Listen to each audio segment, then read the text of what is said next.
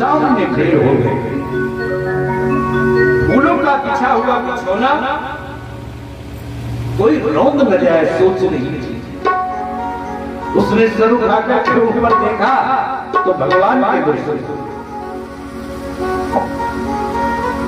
बताया महाराज श्री सुखदेव जी ने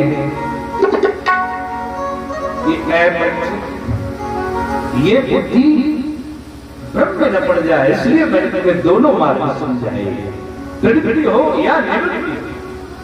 बस इसी निवृत्ति मार्ग को प्रवृत्ति से निवृत्ति की ओर बढ़ाया। इसमें जड़ गढ़ जी गए चले बद्रिकाश्रम में भगवान का ध्यान करने लगे। नित्य नित्य ध्यान करते हैं, लेकिन पूजा का वही लक्षण इतना है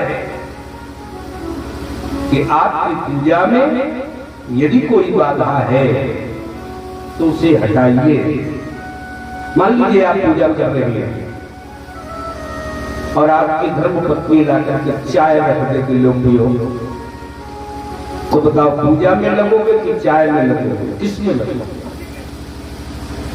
तो धर्म है कि सबसे पहले चाय पी लो तो बुद्धि स्थिर हो जाएगी। एक बात दधीच ने ऐसा ही किया।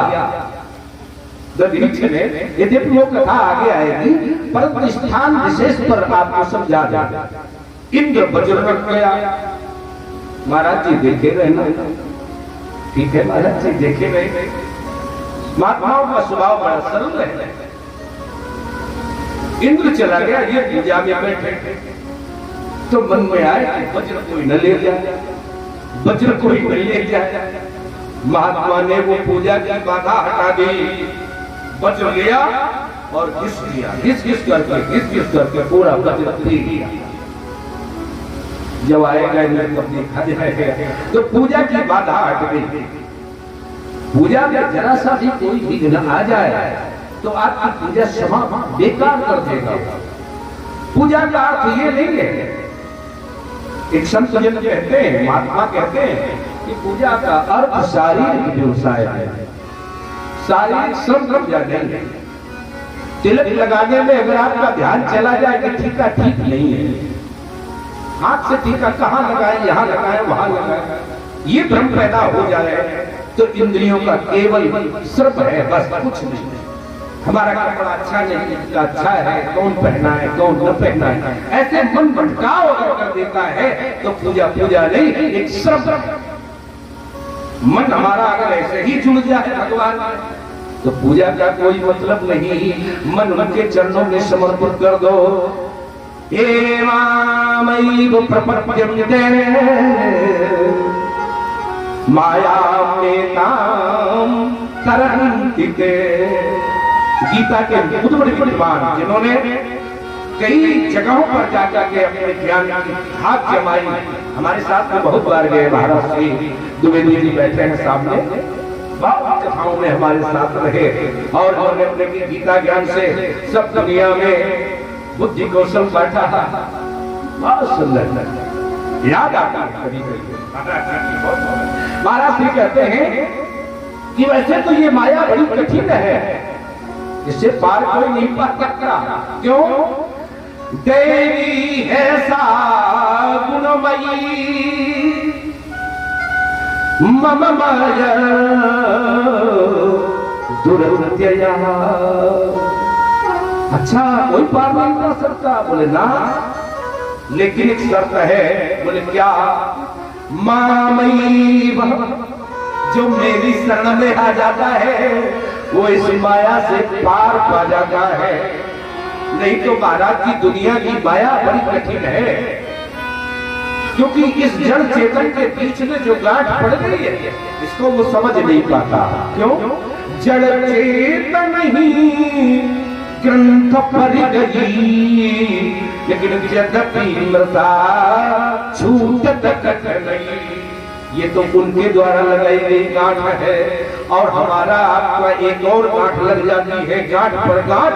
जब विवाह होता है तो एक और गांठ। अब बस यही गांठ नहीं खुल पाते आप, कभी खुल पाए? ये गांठ ही नहीं खुलती तो वो गांठ कैसे खुलेगी? यद्यपि मृषा मृषा माने झूठी है, लेकिन खोले नहीं खुलती, बड़ी कठिनाई और चढ़ जी में फंस गए। बर्तन धोने गए, नदी के किनारे पूजा के वचन प्रचारित कर रहे हैं, धोते धोते भगवान का चिंतन कर रहे हैं। आप अपने मन को इस ओर लगाइए, इस ओर लगाइए, किस ओर? जड़ भरत की क्रिया में पूजा के बर्तन धोए जा रहे हैं। और धोते धोते एकदम निगाह पलटी तो देखा एक हिरनी खड़ी है, हिरनी गर्भ से है। तभी शंख ने एक दहाड़ लगाई और हिरनी ने भी नदी से छलांग लगाई। भयभीत हिरनी ने नदी में छलांग लगा दी और उसके गर्भ में जो बच्चा था वो श्रमित हो गया और श्रमित होकर के नदी में गिरा। देखने लगे महाराज जी, झटपटा उठा वो बालक, मरने का भय सबको होता है। वो हिरनी का बच्चा जैसे ही छटपटाया उन्होंने बर्तन छोड़ दिए और उसको पकड़ लिया। लेकिन पूजा में नई बाधा खड़ी हुई, ले आए झाड़ पूछ करके, पता नहीं इसकी माँ कहाँ चली गई होगी। चिंतन बढ़ा, धीरे धीरे माँ को इतनी पीड़ा हुई होगी कि वो तो मर ही गई होगी। और वास्तव में हुआ भी ऐसा कि वो झाड़ी में गई और वो ऊपर के गिरी, उसको चेतना आई और उसका प्राण हो गया। वही ये सोच उठ रहे, अब इसका जीवन तो मेरे सहारे है। बस छोटे बच्चों में आसक्ति होती है, वो धीरे धीरे भुलकता है तो उसके चरण की तरफ देखते हैं, अरे ये मृषावक कितना सुंदर है, हाय हाय मेरे भाग्य से इसको जीवन मिल गया। ऐसा करते करते तड़काते देखते हैं उत्तरोत्तर वृद्धि होती चली जाती है। बस बस उसमें चिंतन करने लगे। छूट गई पूजा, पूजा में बैठे तो मन मृषावक की ओर चला गया। मन कहाँ गया होगा, कहीं भटक न जाए, हिंसक पशु न आ जाए, ये चिंता खाने लगी, चिंता सताने लगी। एक बहुत बड़ी साधक को चिंता लग गई। बस यही पूजा का भटकाव है। और जब जब आप सब पूजा में बैठते हैं, बताओ बाधा आती है कि नहीं आती? तो उस बाधा से बचने की जरूरत है। किसको? मन को बचने की जरूरत है। किसी में आपकी आसक्ति है तो वो कैसी आसक्ति है? बिल्कुल झूठी आसक्ति है। अब बताइए, मृषावक में तुम्हारी आसक्ति बढ़ती जा रही है और इतने बड़े विद्वान होकर भी उस आसक्ति से दूर हो नहीं पाए। एक दिन हिरणों का समूह आ गया। हिरणों के समूह को देख करके मृषावक उनके बीच में गया और उनके साथ ही चला गया और ये पूछते ही रह गए, हाय मृषावक कहाँ चला गया? अब उसके विषय में चिंतन है। अब भूखा होगा, किसी भेड़िए ने किसी हिंसक जीव ने उसे खा लिया होगा। ऐसा चिंतन करते करते थक गए, रात में नींद नहीं आई। अंत में देखिए मृत्यु का ही काम है, आ गई। चलो महाराज जी, अब चेतना, अब चेतना इनके मन में नहीं थी। ये क्या हुआ? मैं तो पूजा के पद से भटक गया। और मृत्यु जिसके भी सामने आ जाए तो कोई गले लगाना नहीं चाहता। एक वृद्धा ने दिन भर लकड़ियां दी, दिन भर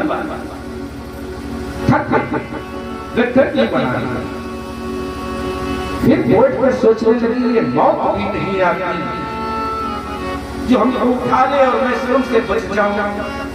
मौत आ गई कि बताओ दे क्यों बुला रही हो? बोले कौन हो? कौन हो तुम? उसने बताया कि मैं मौत हूं, तुम मुझे बुला रही। तो ऐसा करो, गट्ठा उठवाओ। अरे इसके लिए बुला रही थी? बोले हाँ, मेरा गट्ठर उठाओ, मुझे घर जाना है। तो ये मौत का स्वागत कर दिया उसने। उसने कहा नहीं, मैं जिसके समीप आती हूँ फिर छोड़ती नहीं हूँ, मैं गले लगाती हूँ। अरे नहीं नहीं, अभी मेरे बच्चे हैं। बोले हम क्या करें, बच्चे हैं। मौत किसी का इंतजार नहीं करती। महाराज चढ़ जी को ये शरीर छोड़ना पड़ा और कहते ये हैं, यही से सूत्र बना अंते मती, अंत में जिसका आपने मन लग जाएगा सागति वही आपकी गति हो जाएगी। इसलिए पुत्रों में अगर मन लगाया तो उसके पुत्र बनोगे, धन में मन लगाया तो सर्प बनोगे, उसको रक्षा करने के लिए। किसी पशु में किसी में मां का मन लग गया तो वो इसी योनि में आपको जाना पड़ेगा। महाराज श्री मृग योनि में चले गए। अब जन्म मिला तो देखिए दुनिया की सारी योनियां ऐसी हैं जो अपने पूर्व जन्म को याद रखती है। केवल मनुष्य योनि ऐसी है जो अपने पूर्व जन्म को याद नहीं रख पाती। यद्यपि गर्भ में भगवान के द्वारा 100 जन्मों का याद स्मरण कराया जाता है। कितने जन्मों का? 100 जन्मों का याद करो। और फिर उसमें पढ़ पढ़ के वो भटकता है और सोचता है कि मैंने कितने बार जन्म लिया। एक जन्म नहीं हुआ आपका। जब से सृष्टि बनी तब से आपका जन्म, जब तक सृष्टि रहेगी तब तक आप रहेंगे। आपकी सत्ता को कोई मिटा नहीं सकता। क्यों? आपकी सत्ता को पृथक सकता है। नायम भूतः भवतान भूया न जायते म्रियते वा कदाचन। आपकी जो वास्तविक सत्ता है उसका तो न कभी जन्म होता है, न मरता है, और न कभी पहले था, ना भी है, न रहेगा। उस सत्ता में ये तीनों कालों की कोई होना नहीं होती। वो तो सनातन है, नित्य है, नित्य सनातन सत्ता से हम अधिकारी हैं। जब जितना बड़ा भगवान उतने बड़े हम, इसमें बराबरी है हमारी उनकी। बाप बेटे में कोई अंतर नहीं। वो चेतन, हम भी चेतन। बहुत चीजों में समानता है, बहुत चीजों में असमानता है। एक ही असमानता, बड़ी असमानता कि वो जगत सत्ता को चलाने का अधिकारी है और हम सूक्ष्म, बस हम उनके विभिन्न अंश हैं। सारी चीजें स्पष्ट होगी एकादश अध्याय में जब आपको ये ज्ञान कराया जाए। डरने की जरूरत नहीं है, की बात नहीं कहना चाहता। महाराज जी कहते हैं मृग योनि में याद बनी रही। अब ध्यान करते जब एकादशी आती है तो व्रत रखते हैं। एक के मन में शंका आ गई, अच्छा पंडित जी व्रत कैसे करते हो? तो मृग है, कैसे जानते होंगे आज एकादशी है? तो उस योनि में उनको बुद्धि है कि जिस दिन नदी के किनारे बहुत से महात्मा स्नान करने आए, समझ लो आज एकादशी है। बस उसी दिन ऋषियों के जीवन से जीना सीखते, नित्य निरंतर भगवान वासुदेव का ध्यान करते। और एक दिन उन्होंने कालंजर क्षेत्र में नदी के गंडकी नदी में खड़े होकर के आधे शरीर को जल में डुबाए रखा और उस शरीर का परित्याग कर दिया। और फिर ये ब्राह्मण के कुल में जन्म लिया,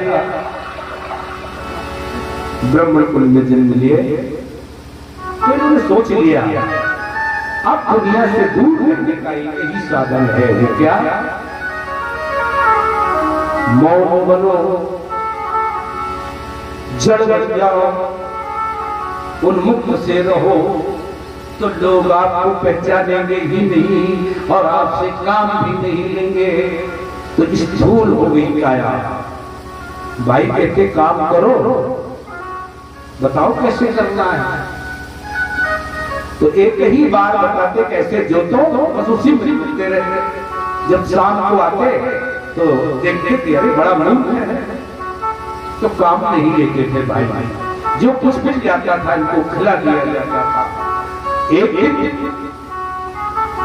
भगवान कपिल के दरबार में राजा रघुगण पालकी में बैठकर जा रहा था। सीखना क्या चाहता है? अष्टांग योग, परम ज्ञान, वो मिलेगा वहां। अच्छा था। तो शिक्षा जिस समय यहां पहुंची तो एक कहार की तबीयत खराब हो गई, तो राजा ने आदेश कर दिया यही कहीं से पकड़ लो। ये बैठे थे, कहारों ने पकड़ा, जोत दिया, चलिए। अब ये तो जीव जंतु को बचाते हुए चल रहे हैं, तो शिव का माने पाल की डगमगा जाती है, डगमगाती है। राजा ने कहा क्यों, कैसे चल रहे हो? तो राजा के कहारों ने कहा कि महाराज जी गलती मेरी नहीं है, ये जो अभी नया कहार लगाया गया है इसमें नहीं बनता है। तो राजा बड़ा व्यंग करने वाला था, अच्छा दुबले पतले हो इसलिए नहीं बनता करते हैं। वो कुछ नहीं बोले, बोले जानते हो मैं राजा हूं, मैं दंड दूं, चके करो चिकित्साम दंड पाणिर्विजनालयः। अभी तुम्हारा मैं इलाज करूं, चिकित्सा तुम्हारी करूं, वो कुछ नहीं बोले। अंत में उन्होंने कहा कि तुम कैसे हो, उसे बाहर नहीं धोया जाता। तो उन्होंने पालकी रख दी और कहा कि अगर दुनिया में कोई भार है तो वो ढोने के लिए, भार अगर कुछ है तो वो ढोने के लिए है राजा। और तुम मेरी जो बात कह रहे हो कि तुम्हारा शरीर मोटा है, तुम्हारी बुद्धि मोटी है, तुम दुबले हो, जो कुछ तुम कह रहे हो ये बुद्धिमानी नहीं। उन्होंने इस श्लोक में बहुत बढ़िया कहा, इस स्थौल्यम कारस्यम व्याधे आधयश्च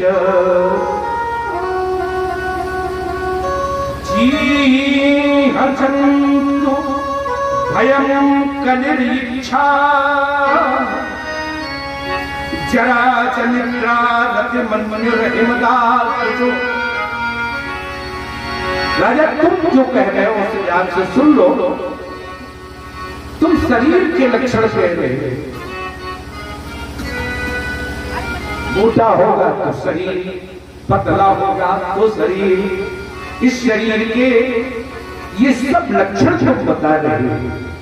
इसी में आधियां लगती है, इसी में व्याधियां लगती है, इसी में रोग लगता है, इसी में मृत्यु आती है, इसी में भूख, इसी में प्यास। ये सारे के सारे गुण देहेन जातस्य, देहेन जातस्य हीनेन सन्ति।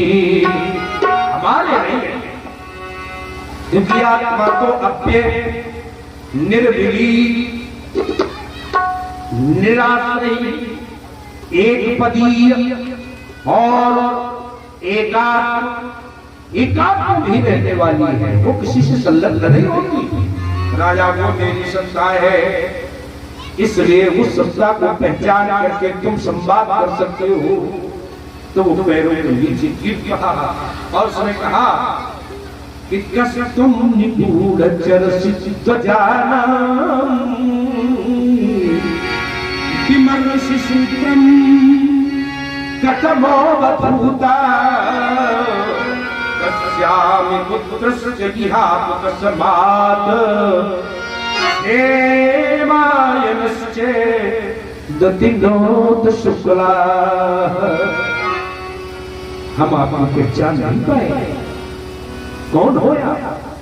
कोई अवधूत है, महात्मा है, गुरु है, कौन है? आपने आपको पहचान नहीं पाया और इसलिए महाराज जी हम आपसे जानना चाहेंगे, वो आप मुझे बता दे। तो देखिए उन्होंने कितनी बढ़िया बात कही कि तू तो बिना मतलब का विचार करता है। राजा से इतनी बढ़िया बात कही और प्रत्येक जीव ऐसा ही करता है। वो अपने मन में एक अहंकार वाले, मैं सब जानता हूं, चाहे जिस बात, छोटे से छोटे बच्चे को भी आप समझाने का प्रयास करें वो भी कहेगा अरे हम सब जानते हैं, हम सब जानते हैं। लेकिन जानता नहीं कुछ भी। क्यों नहीं जानता? बोले बड़े बड़े विज्ञानी, बड़े बड़े संत, बड़े बड़े महात्मा इस संसार को समझ ही नहीं सकते। तुलसीदास जी ने कहा कि झूठो है, झूठो है, झूठो सदा जग, संत कहंत जे अंत लहावे। 3 बार की सत्ता से उन्होंने बताया झूठो है, झूठो है, झूठो सदा जग, और संत कहंत जे अंत लहावे। ताको सके सठ, सठ किसको कहते हैं? मूर्ख को। तुलसीदास जी कहते हैं ताको सके सठ, कोटिक संकट, कालक दंत करंत हारे।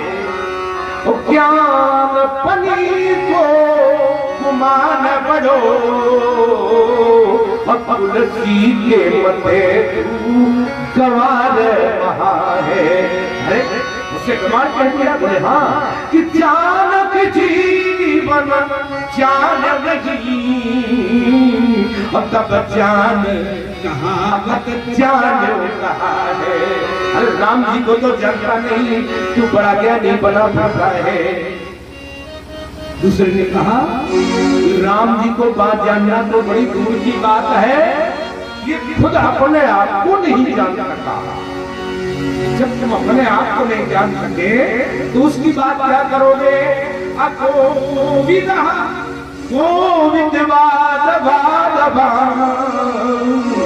एक एक शब्द पर बहुत ध्यान दीजिए, आपको पूरा पूरा समझ में आएगा। गोविंद जानता नहीं, गोविंद जानकारी वाली बात करता है। गोविंद परस्थि को नाति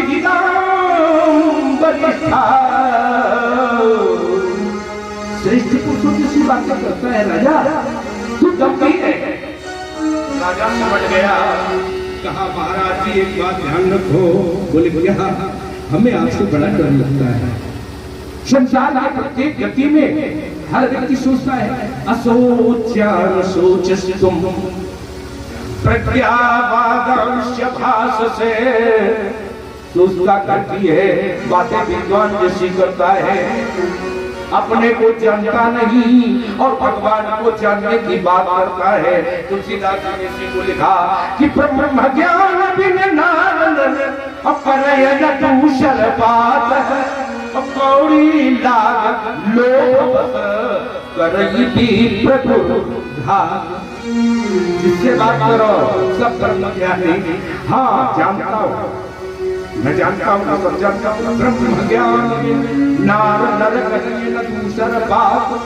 लेकिन अगर गांव लग जाए तो एक कौड़ी के लिए भी घात कर देंगे। इतना विश्व बात वो काम करे। इसलिए उन्होंने कहा कि ऐ दुनिया के लोगों सावधान रहिए। असोच्यान सोचत तुम प्रज्ञावादंश भास से, अगदासुंश नाम सोचत पंडिता। अरे ज्ञानी जन इसका सोच नहीं करते। अच्छा महाराज स्वप्ने निरूपिता ग्रहिणे दिशौख्यम, और विचार करता है और बार बार उसी पर ज्ञान की बात करता है कि मैं विशुद्ध ज्ञानी हूँ। महाराज ने विशुद्ध ज्ञानी की बात नहीं करनी चाहिए। यहाँ किसी बच्चे को बैठा कर वो प्रसाद देता जाएगा लोगों को, क्योंकि इनकी श्रद्धा का क्षरण न हो। भाई हमें यहाँ से पहुँचाते इसका क्षमा करें। मैं प्रत्येक देवी से कर्म प्रार्थना करूंगा कि मुझे क्षमा करें। जो कर्म मुझे यहाँ से करना चाहिए वो दूरी है थोड़ी सी। इसलिए मैं अपनी सत्ता के लिए, अपनी जड़ता के लिए आपसे विनम्र निवेदन करता हूँ, ये व्यवस्था आपकी करा देंगे। एक बैठ जाओ और इन सबको प्रसाद दीजिए, ये अधिकारी। इसलिए और उसने कहा राजा ने महाराज श्री अब सुन ले मेरी बात। बोले क्या? कि न हम विशंके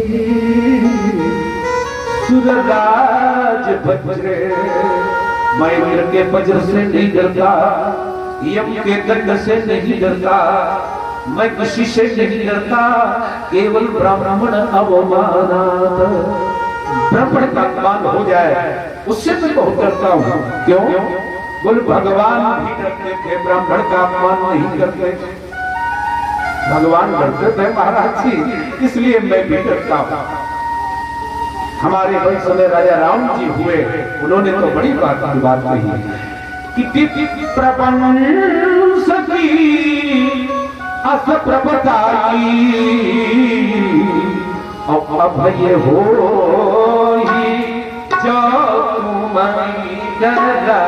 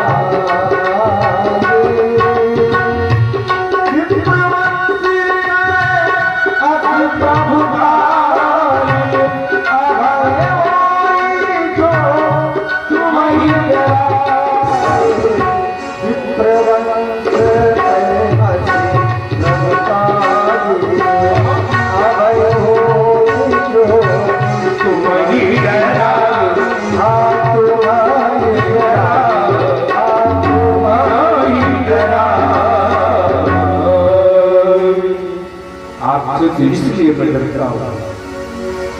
उन्होंने कहा कि राजा छोड़ विद्याभिमान। अच्छा, कैसा अभिमान? कि मैं राजा हूं, ये लोग है, ये स्त्री है, वो पुरुष है, ये जीव है, इन सब में जो अंतर करता है वो भेद बुद्धि रखता है। उद्धव जी से महाराज श्री कृष्णचंद्र जी ने कहा, उद्धव जी ने पूछा को बई मूर्खा, मूर्ख कौन? बोले देहात्म बुद्धि, जो देह की बुद्धि रखता है। मैं हूं ना, तो सबके पीछे में बैठा हुआ वो घटघट अंतर्यामी अंश रूप से समानांतर है। तुलसीदास जी ने इसको बहुत बढ़िया कहा, गीता ने बहुत बढ़िया कहा, ममैवांशो जीवलोके और जीव भूत सनातनः, मेरा ही अंश जीव में है और उस जीव को प्रदान करना सीखो। ये तो सीखते हो कि ये मोटा है, ये पतला है और मेरा व्यवहार है, ये सब भेद बुद्धि हटाओ। कौन सी बुद्धि लाओ? समानांतर बुद्धि लाओ। उन्होंने भी सिखा दिया। तो उसने कहा महाराज जी मतलब तो हो गया, मैं तो यही सीखने जा रहा था। कौन सा? अष्टांग योग, यम नियम, आसन, प्रत्याहार, प्राणायाम, ध्यान, धारणा, समाधि। आप ही समझे 5 बाहरी योग हैं, 5 स्थूल योग हैं और 3 अंतर योग है। इन दोनों को मिला देने पर अंतर बाहर मिला करके अष्टांग योग बन जाता है। इससे समाधि मिलती है और समाधि से परमात्मा मिल जाता है, परमात्मा से दशम द्वार द्वारा ऋषि उससे मिल जाते हैं। बस यहाँ तक एक कथा आपको सुनाएंगे, आगे इसमें जोड़ेंगे क्या कि मेरे कथित यादव भगवता था। तो बस